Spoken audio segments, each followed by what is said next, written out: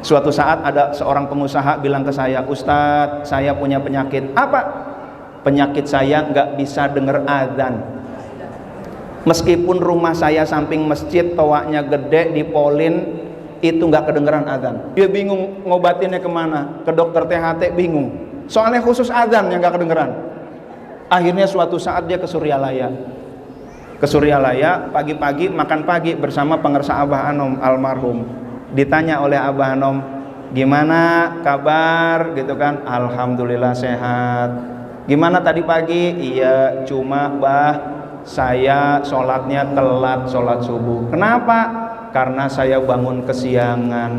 "Oh, kenapa?" "Saya nggak dengar azan." "Alhamdulillah," kata pengersa Abah Anom. Bingung dia, "Bah, kok subuh kesiangan alhamdulillah, Bah? Maksudnya gimana, Bah?"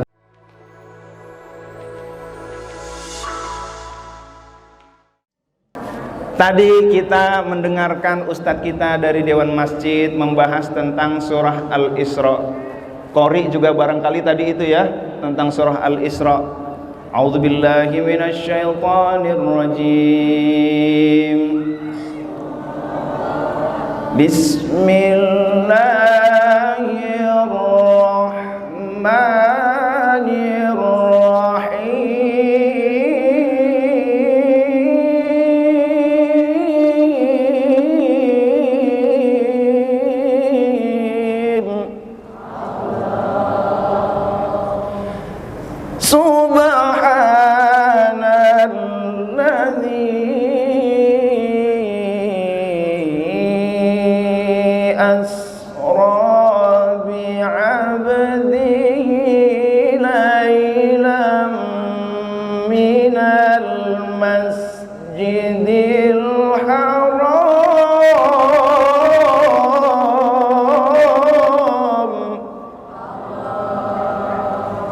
Subhanalladzi, maha suci Allah. Ibu-ibu, kalau subhana itu artinya bisa dua. Yang pertama, subhana dalam arti tanzih, membersihkan, takdis, membersihkan Allah dari sifat-sifat yang tidak sempurna. Maha sempurna Allah, Masya Allah. Kalau kita udah bertasbih, ada orang yang jelek-jelekin, meragukan Allah ngasih rezeki kita apa enggak, meragukan Allah adil apa enggak, kita katakan subhanallah, ente enggak tahu Allah maha sempurna. Itu arti pertama. Arti kedua dari subhana, subhana ketika kita kaitkan dengan kejadian alam, kita kaitkan dengan makhluk-makhluk Allah, artinya takjub, ajaban, Masya Allah, subhanallah, maha sempurna Allah, begitu sempurna penciptaan-penciptaannya. Alhamdulillah. Maka dalam ayat pertama Al-Isra ini, subhanalladzi asra, maka yang dimaksud subhana di sini adalah kita mengagumi kejadian yang Allah ciptakan. Subhanalladzi, maha suci Allah, alladzi asra, yang memperjalankan. Oke. Beda enggak kira-kira jalan dengan memperjalankan? Beda. Kalau jalan kaki dari Jakarta ke Bandung kira-kira berapa lama? 212 dari Ciamis ke Jakarta berapa tuh? 3 hari. Tapi kalau naik kereta cepat, bus 40 menit. Nah, itulah jalan dengan diperjalankan. Hadirin dan hadirat yang dimuliakan oleh Allah Subhanahu wa taala, maka ketika Rasulullah Shallallahu alaihi wasallam diperjalankan, mudah-mudahan kita yang memperingati Isra Mi'raj ini juga Allah perjalankan karirnya. Amin. Allah perjalankan rizkinya. Amin. Allah perjalankan bisnisnya. Amin. Allah perjalankan studinya. Amin ya rabbal alamin. Bahkan ada sholawat tentang Isra dan Mi'raj. Apa itu sholawatnya? Assalatu wassalamu alaik. Pernah dengar? Ya imam al-mujahidin. Nah itu ya, Masya Allah. Ini biasanya dilantunkan saat apa tuh? Sebelum subuh ya. Bahkan kalau di Madura itu tiap sebelum sholat dilantunkan tuh. Kalau di Jakarta Islamic Center, karena di bawahnya kantor banyak, 10 menit sebelum azan dilantunkan dulu. Ya Rasulullah,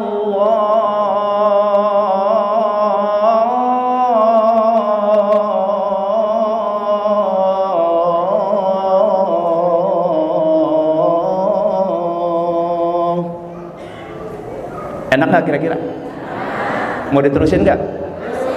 Sampai jam 3? Terusin sendiri ya.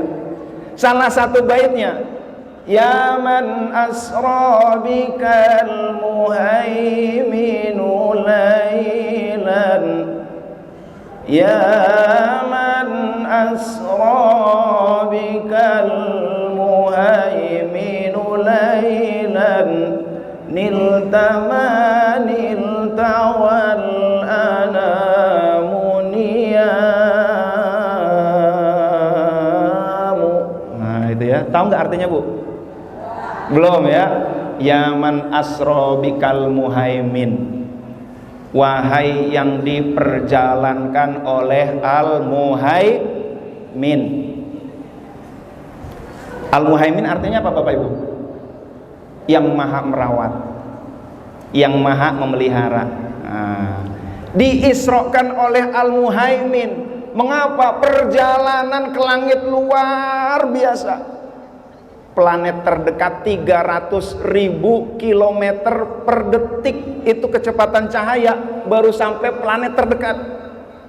Kalau kita malam-malam lihat langit, ada yang bentuknya bulat persis, itu planet.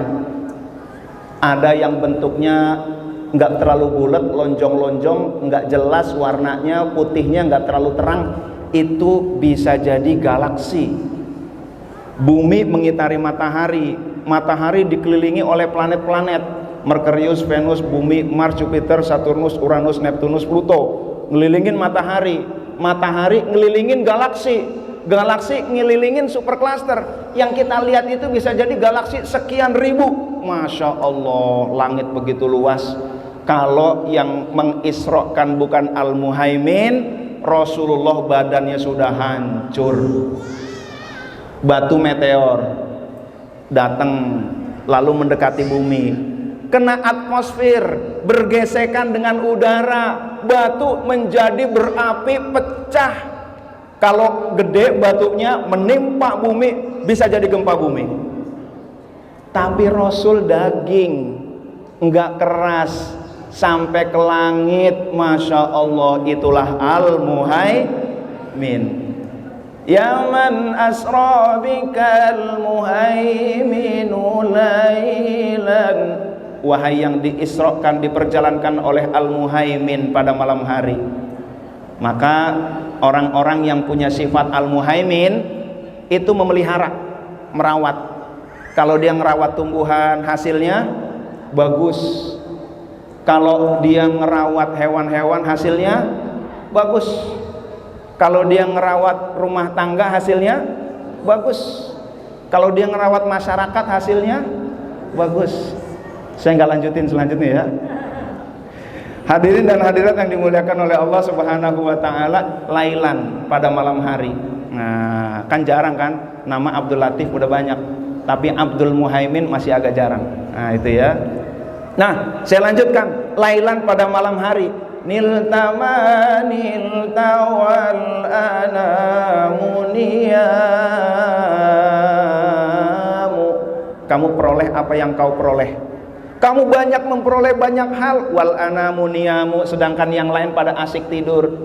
Bapak Ibu, yang namanya sepertiga malam itu waktu prime time, waktu utama. Allah lagi mantau nih, sangat memantau. Wahai malaikat pantau Cilengsi, itu Puri Cilengsi dilihat sepertiga malam. Wahai malaikat, siapa yang bangun malam? Masya Allah, alhamdulillah. Nilta, engkau peroleh apa yang kau peroleh. Wal anamu niyamu, dan orang-orang lagi asik pada tidur. Ini tentang Isra. Wa taqaddamta lis-salati fa shalla kullu man fis sama wa antal imam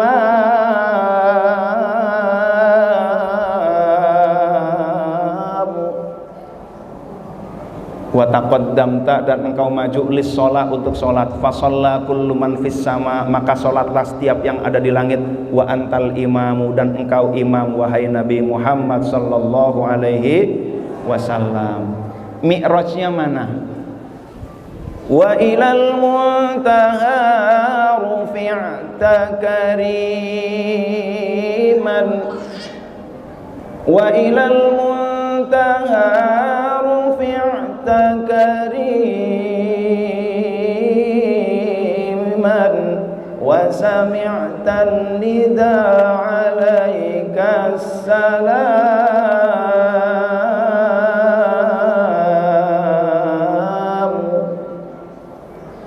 Wa ilal muntaha, dan ke sidratul muntaha, rufi'ta kariman, engkau diangkat secara mulia. Wa sami'tan nida, dan engkau memperoleh panggilan alaikas salam. Bapak Ibu, jadi ketika Rasulullah Shallallahu Alaihi Wasallam sampai ke hadirat Allah Subhanahu Wa Taala, Rasul mengucapkan at-tahiyatul mubarakatus sholawatut thayyibatulillah. Salam penghormatan Nabi kepada Allah Subhanahu Wa Taala dijawab oleh Allah, assalamu alaika ayyuhan nabi wa rahmatullahi wa barakatuh. Masya Allah, di tempat khusus, di tempat istimewa, di waktu yang luar biasa, sangat terhormat. Rufi'ta kariman, engkau diangkat sangat terhormat, sangat dimuliakan.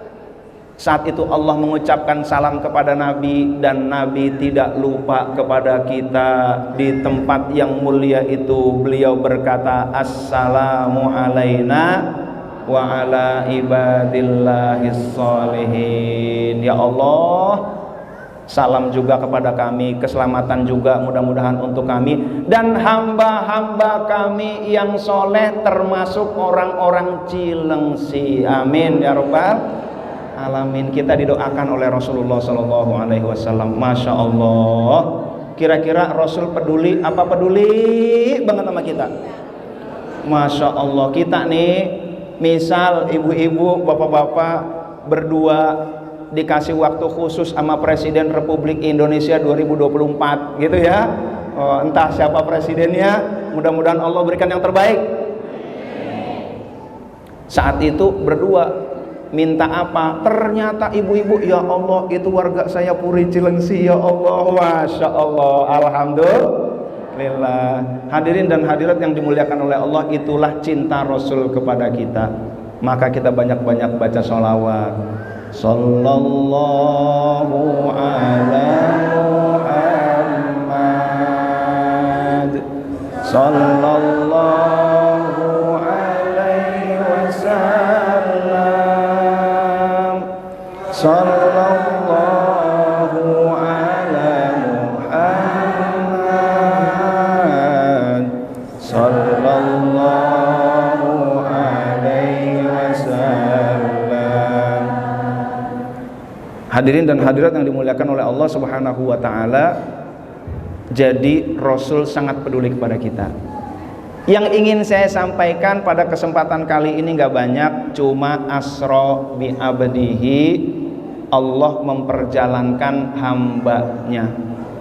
Maka Rasul diperjalankan oleh Allah, perjalanannya cepat, secepat kilat, ditemani oleh malaikat. Itu kalau diperjalankan. Masalahnya siapa yang akan diperjalankan oleh Allah? Bapak Ibu mau nggak diperjalankan oleh Allah?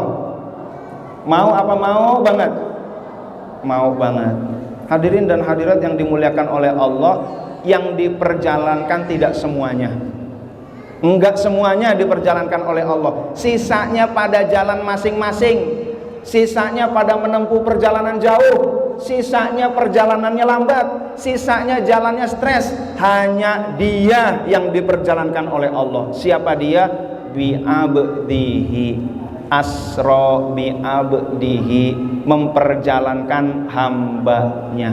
Nah, maka kalau kita ingin diperjalankan oleh Allah, syaratnya kita harus menjadi abdihi. Yang namanya abdi, kalau kita jadi abdi dalam, wah, abdal bahasa Fajar dunianya. Jadi abdi dalam itu lagi makan, itu abdal begini aja gitu kan. Di keraton Jogja raja lagi makan, dia begini. Abdal harus sigap. Abdal, abdi dalam harus siap. Yang namanya abdi itu menghadap. Raja lagi makan, dia harus ngadep raja. Terus saja menghadap raja. Kalau raja kelihatannya begini, wah segera dia datang. Ada apa? Ini sendoknya jatuh. Oh siap raja, gitu kan.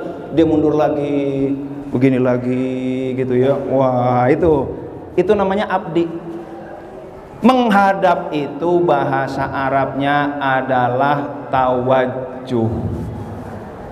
Apalagi di konteks tasawuf thariqah qadiriyah naqsyabandiyah, tawajjuh. Kita nunduk menghadap, hanya menghadap Allah, hanya ingat kepada Allah. Seperti itu, menghadap Allah. Itu namanya abdi. Kadang-kadang ada orang yang sholat badannya menghadap kiblat, tetapi kolbunya tidak menghadap pemilik kiblat. Allahu Akbar. Alhamdulillahi Rabbil Alamin. Jubahnya kurang masuk. Ar-Rahmanir Rahim, Maliki Yaumiddin, Iyyaka na'budu wa iyyaka nasta'in. Pecinya kurang. Ihdinas siratal mustaqim. Nah, misalkan gitu ya. Tapi kita nggak bisa mengklaim bahwa yang begitu nggak khusyuk, belum tentu. Bisa jadi yang begini nahan kencing. Ya Allah. Jadi sholat bukan hanya secara fisik menghadap kiblat, kolbu kita menghadap pemilik kiblat, Allah Subhanahu wa ta'ala. Sholat di masjid pinggir jalan, pas di masjid pinggir jalan maghrib, ya Allahu Akbar, Bismillahirrahmanirrahim. Imamnya agak lama. Alhamdulillahi Rabbil Alamin, Ar-Rahmanir Rahim. Wah, ini mat arid disukunnya pakainya 6. Masya Allah. Dia mikir, ya Allah, ini imam mat arid disukunnya 6. Ini sendal saya udah hilang belum ya? Ya Allah. Ar-Rahmanir Rahim, Maliki Yaumiddin. Dia mikir, waduh, itu sendal baru beli di Singapura 1 juta. Aduh, mana pinggir jalan sih itu ya. Dia badannya menghadap kiblat, kolbunya menghadap mana? Sendal. Ya Allah. Ini bukan abdi yang begini. Abdi harus standby, siap, gitu kan? Baru ada kode dikit dia jalan. Itulah abdi. Abdi itu ketika dipanggil as-salatu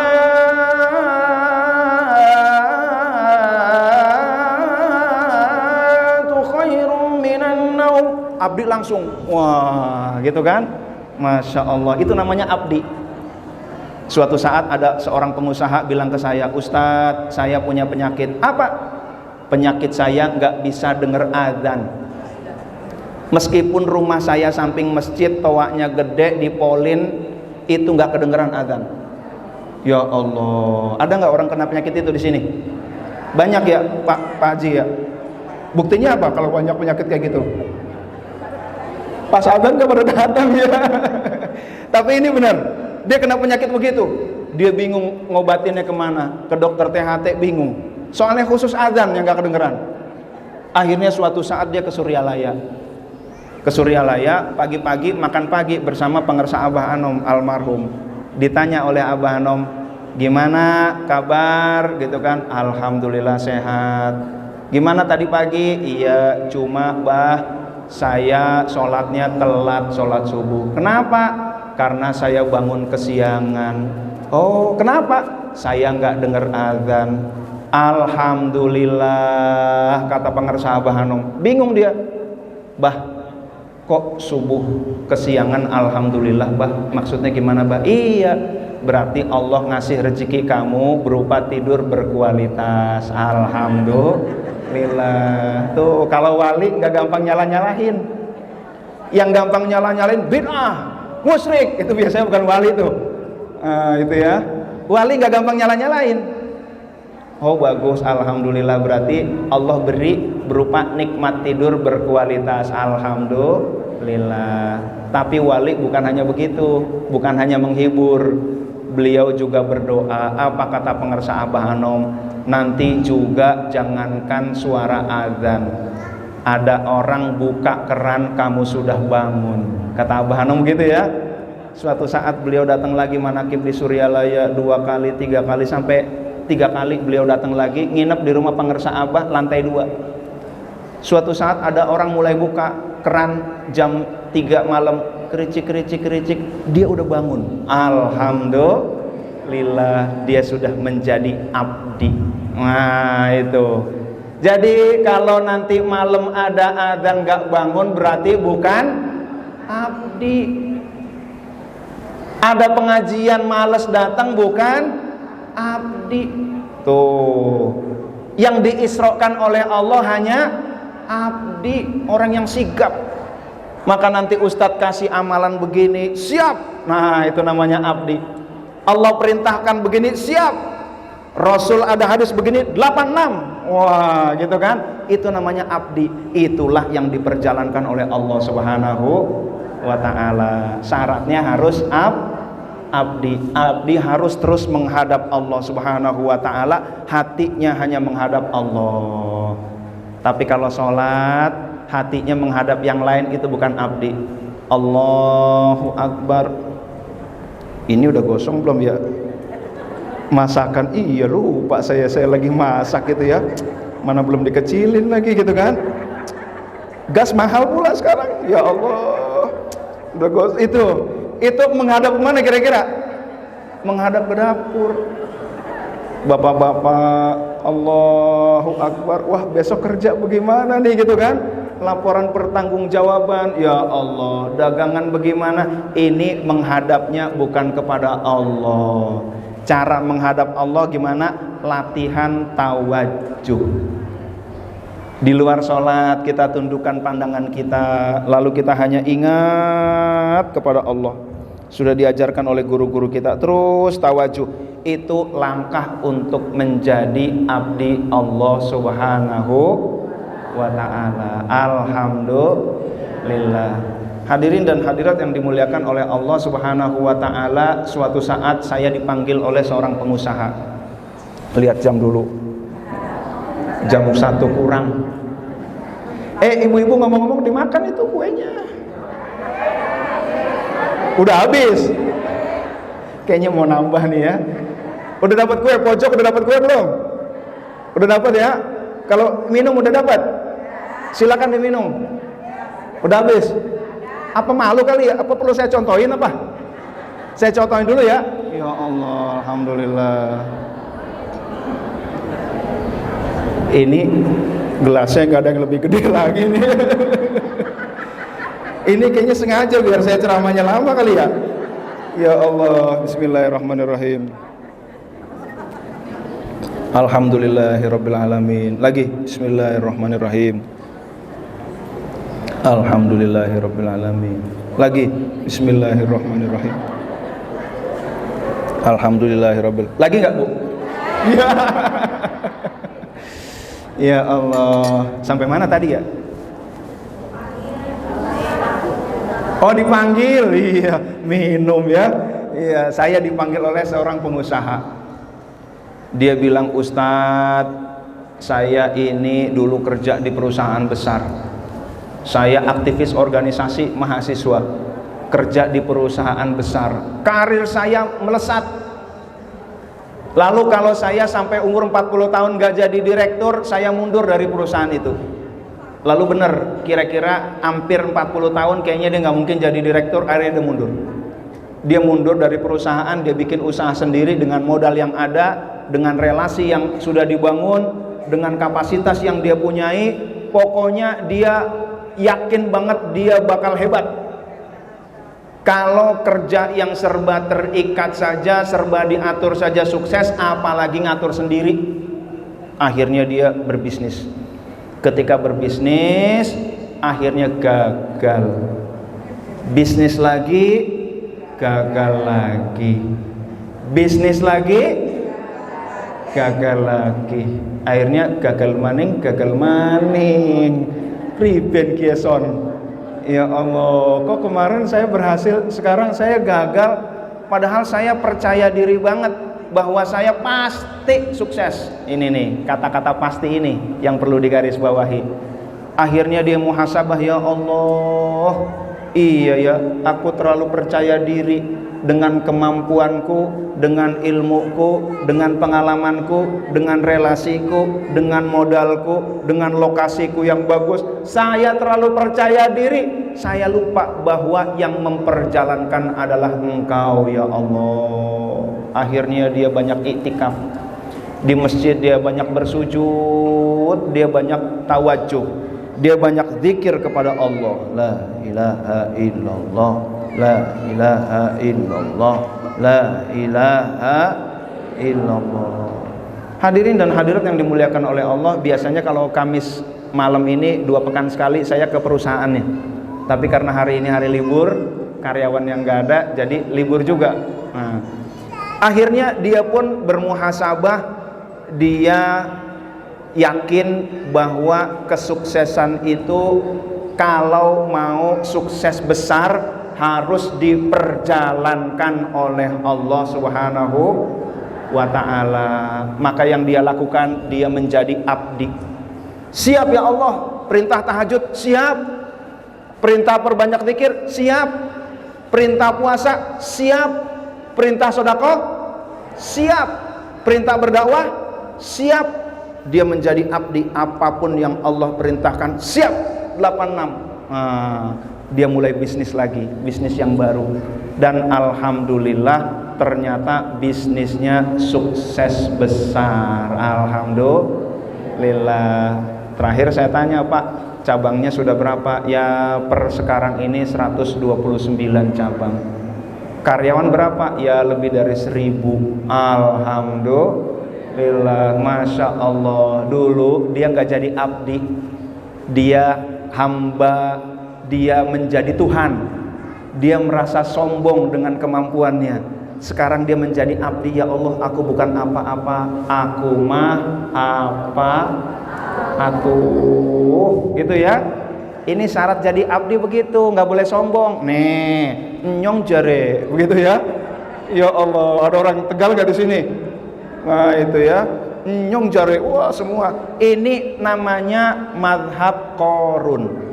Di dalam surat Al-Qasas ayat 78, Qorun itu mengundang decak kagum orang-orang.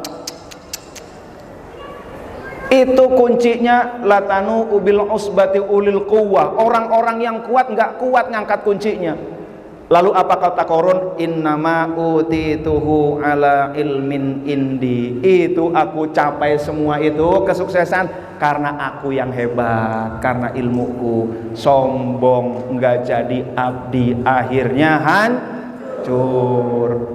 Maka orang-orang yang dikasih rezeki sombong hancur, dikasih kekuasaan sombong hancur. Hadirin dan hadirat yang dimuliakan oleh Allah, dulu dia menjadi Tuhan, akhirnya dia taubat, dia menjadi abdi, dan bisnisnya diperjalankan oleh Allah Subhanahu wa ta'ala. Dia bilang sama saya, Ustadz, saya nggak percaya bahwa pencapaian ini adalah hasil upaya saya. Nggak mungkin seorang saya bisa sukses kayak begini, besar gini, nggak mungkin. Ini semua adalah dari Allah Subhanahu wa ta'ala. Dulu saya percaya diri, sekarang saya nggak percaya diri, saya percaya Allah Subhanahu wa ta'ala. Dia berhijrah menjadi abdi Allah. Siap menjadi abdi Allah? Nah, mudah-mudahan diperjalankan oleh Allah Subhanahu wa ta'ala. Hadirin dan hadirat yang dimuliakan oleh Allah Subhanahu wa taala, jadi yang diisrokan bukan hanya Rasul. Rasul Isra Mi'raj itu untuk dicontoh oleh kita. Maka ketika beliau Mi'raj, as-shalah mi'rajul mu'min. Salat adalah mi'rajnya orang mukmin. Maka Allah memberi kesempatan kepada kita untuk napak tilas Mi'raj. Kapan Bu napak tilas Mi'raj itu? Salat. Ujungnya apa? Menghadap Allah Subhanahu wa taala. Mana kalimatnya? At-tahiyatul mubarakatus sholawatut thayyibatulillah. Assalamu alayka ayyuhan nabiyyu wa rahmatullahi wa barakatuh. Assalamu alayna wa ala ibadillahis sholihin. Malaikat berdecak kagum dengan akhlak Rasulullah. Mereka bareng-bareng mengucapkan asyhadu alla ilaha illallah wa asyhadu anna muhammadar rasulullah. Jadi saat kita tahiyat sebenarnya kita mencicipi Mi'raj. Nah, dari awal kita menghadap dalam niat atau dalam doa iftitah apa? Inni wajjahtu wajhiya lilladzi fataras samawati. Aku hadapkan, karena aku ini adalah abdi, aku hadapkan, aku siap, aku siaga, aku menghadap kepada yang menciptakan langit dan bumi. Dari awal sholat itu sudah menghadap Allah. Sebelum sholat, usolli fardhos subhi rakaataini mustaqbilal kiblati. Badan menghadap kiblat, kolbu menghadap pemilik kiblat. Falyabudu rabba hadzal bait.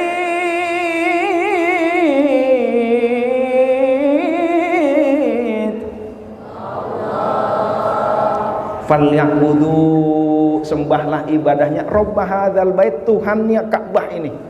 Nah, jadi kita mustaqbilal kiblah, kolbu menghadap Allah Subhanahu wa ta'ala. Itulah abdi. Sebelum sholat aja udah begitu. Sholat subuh ya. Tapi kalau sholat subuhnya jam 7 pagi gitu ya, itu waktu apa tuh? Waktu duha. Jadi jangan usolli fardhos subhi lagi, usolli fardhos subha. Ngawur ya. Ini sholat subuh apa sholat duha gitu kan? Ya Allah. Nah, hadirin dan hadirat yang dimuliakan oleh Allah Subhanahu wa ta'ala, jadi sholat itu ngajakin kita menghadap Allah. Saat ibu-ibu, bapak-bapak tahiyat, sesungguhnya bapak ibu sedang mencicipi seperti Rasul menghadap Allah. Apalagi ada seorang sufi. Seorang sufi ketika baca dalam sholat sunnah, dia membaca assalamu alayka ayyuhan nabi wa rahmatullahi wa barakatuh. Assalamu alayka ayyuhan nabi wa rahmatullahi wa barakatuh. Assalamu alayka ayyuhan nabi wa rahmatullahi wa barakatuh. Terus begitu. Akhirnya udah selesai, baru assalamu alayna wa ala ibadillahis solehin. Muridnya nanya, Pak Kiai, tadi assalamu alaikanya kenapa terus-terusan, kenapa berkali-kali? Apa kata seorang sufi, seorang wali itu? Aku tidak pernah membaca assalamu alaika, dan aku tidak akan berhenti membaca assalamu alaika ayyuhan nabi wa rahmatullahi wa barakatuh sampai Rasul menjawab salam saya. Masya Allah. Tapi kalau lagi ngimamin jangan begitu ya Ustadz ya. Assalamualaikum, Assalamualaikum, Assalamualaikum. Kata imam, kata makmum lama banget. Sekalian Assalamualaikum warahmatullahi wabarakatuh. Nah, ini saat sholat sunnah Assalamualaikum. Karena apa? Ketika sholat kita berhadapan dengan Allah. Ketika sholat Assalamualaikum, bukti bahwa roh kita berhadapan dengan Rasulullah Sallallahu Alaihi Wasallam. Maka sholat jangan main-main. Sholat itu mi'rajnya mukmin. Mudah-mudahan setelah Isra Mi'raj ini sholat kita makin baik. Amin ya rabbal alamin. Hadirin dan hadirat yang dimuliakan oleh Allah, lihat jam lagi.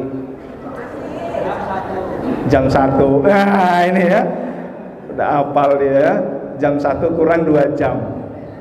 Hadirin dan hadirat yang dimuliakan oleh Allah Subhanahu wa taala, kalau kita ingin mendapatkan pertolongan Allah, kalau kita ingin mendapatkan keajaiban dalam kehidupan ini, kalau kita ingin diperjalankan oleh Allah Subhanahu wa taala, syaratnya kita harus menjadi abdi.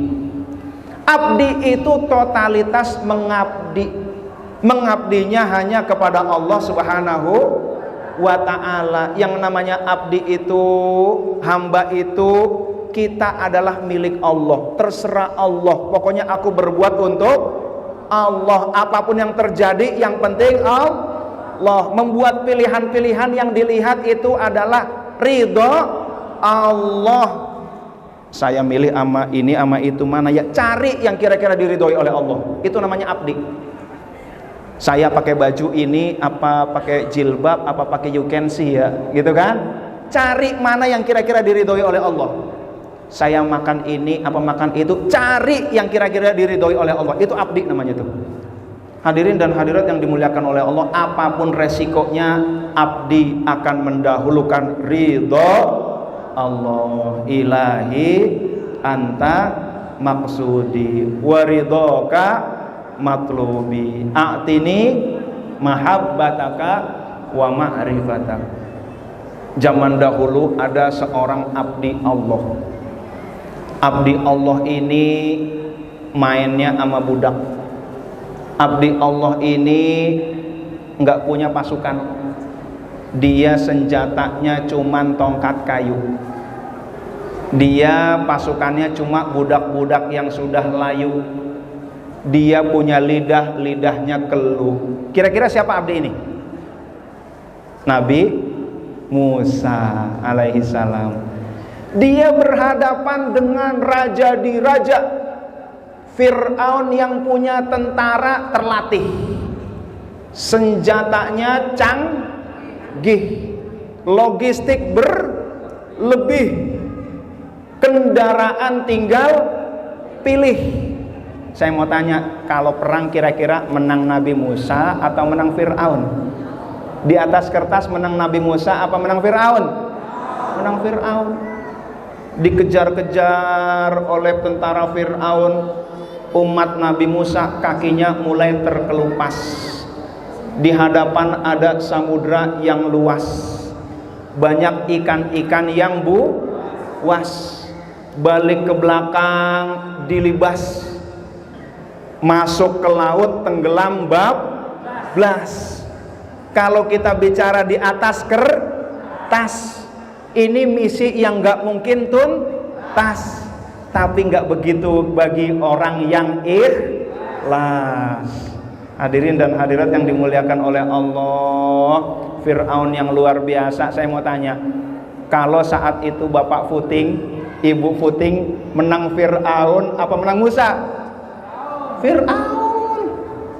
Tetapi Nabi Musa adalah hamba Allah yang mendapatkan pertolongan dari Allah Subhanahu wa ta'ala. Nggak ada yang nggak mungkin bagi hamba Allah.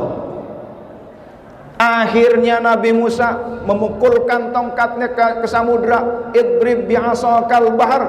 Allahu Akbar. Yang ngantuk bangun. Itu terbelah, tentara Fir'aun masuk, tenggelam. Hadirin dan hadirat yang dimuliakan oleh Allah, senjata tongkat kayu. Bagi orang yang gak percaya diri, dia gak bisa mengalahkan musuh. Tongkat kayu percaya diri, dia bisa mengalahkan beberapa musuh. Tongkat kayu percaya Allah, dia bisa menenggelamkan Fir'aun dan bala tentaranya. Masya Allah, alhamdulillah. Hadirin dan hadirat yang dimuliakan oleh Allah, itulah keajaiban bagi abdi. Maka kalau kita ingin mendapatkan keajaiban, jangan lupa kita menjadi abdi, itulah asra bi abdihi. Maka kalau kita hadirin dan hadirat yang dimuliakan oleh Allah, jangan katakan nggak mungkin. Ini pori-pori miskin, tulang-tulang kayaknya tulang-tulang melarat, kayaknya nggak mungkin jadi orang kaya. Aku kan orang termiskin di dunia. Aku adalah orang termiskin di dunia. Wah gitu ya, kayaknya nggak bakalan nih jadi orang kaya. Ini jangan katakan nggak mungkin bagi abdi Allah Subhanahu wa ta'ala. Ngelihat ada orang ganteng, dia bangsawan, kayaknya saya nggak mungkin jadi istrinya. Wah ini ya, ini namanya mengecilkan Allah Subhanahu wa ta'ala. Maka jadi abdi Allah. Ini penyakit parah, udah 7 tahun. Yang tadi teman saya pengusaha tadi, penyakit parah 7 tahun, lumpuh. Berobat ke dukun nggak sembuh, ke dokter nggak sembuh, ke terkun nggak sembuh. Terkun apa Bapak Ibu? Dokter sekaligus dukun. Itu nggak sembuh 7 tahun. Dia kalau meeting dibawa kayak pakai ambulan, pakai mobil digeletakin. Dia merasa sendi-sendinya udah rontok semua. Meeting dengan Pak Habibie, habis itu selesai dibawa lagi pakai mobil lagi kayak ambulan lagi, terus selama 7 tahun di mana-mana nggak sembuh. Akhirnya lagi-lagi dia ke Suryalaya lagi. Dia beribadah kepada Allah. Kalau kata pangarsa Abah, sing seueur dikirna. Nah itu ya, perbanyak lagi zikirnya. Kemarin zikirnya belum banyak, sekarang perbanyak lagi. Terus akhirnya dia perbanyak, la ilaha illallah, la ilaha illallah. Dia perbanyak ribuan kali. Akhir yang terjadi kurang lebih 1,5 tahun itu dia normal lagi, bisnisnya diperjalankan oleh Allah Subhanahu wa ta'ala. Intinya kalau kita mau ditolong oleh Allah dalam bidang apapun, syaratnya apa? Menjadi abdi. Menjadi abdi itu siap dengan seluruh perintah Allah. Dengan perintah Allah, perintah Rasul, dia taat. Dia menjauhi berbagai maksiat. Dia dikit-dikit bertaubat, kolbunya menjadi mengkilat. Masya Allah. Mudah-mudahan kita semua dijadikan hamba Allah Subhanahu wa ta'ala. Amin ya rabbal alamin. Karena udah aminnya udah kompak, kita berdoa kepada Allah Subhanahu wa ta'ala. Mudah-mudahan Allah jadikan kita hamba Allah dan Allah perjalankan kita. Amin ya rabbal alamin. Al-Fatihah.